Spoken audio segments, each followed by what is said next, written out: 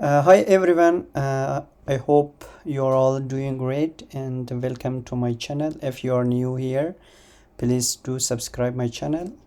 And in this video, I'm going to show you how to use Angular material components. And in this tutorial, we will use a radio button. Are you ready? Let's get started. How to use radio button from Angular material component. Okay, type Angular material. This is the official website, material.angular.io. Click on that and also click on component. And in this video we will use a radio button, and I am going to show you how we can use radio buttons. Okay, and we scroll down. Here we have radio button. Click on that, and this is the radio button. We can choose option 1, option 2. First, if you want to use one of these Angular material component, you have to go to API first and copy you have to import in your module app.module.ts. I'm going to open my Visual Studio Code.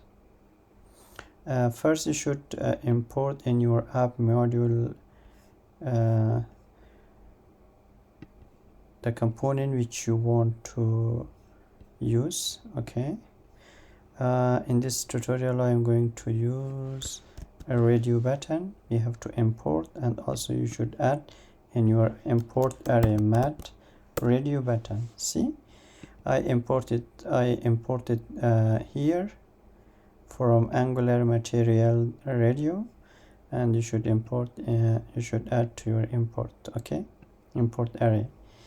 Once you did this, save and go back to website and click on overview and copy the code. Ctrl C, and here you can paste in your HTML app.component.html.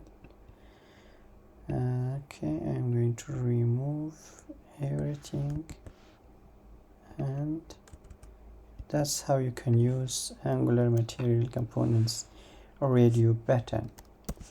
H1 Angular material radio button. Okay, and save, and now let's run the project ng serve. That's how we can run Angular project. Okay, successfully run, and localhost 4200. As you can see, that's how we can use Angular material radio button components. It's very easy.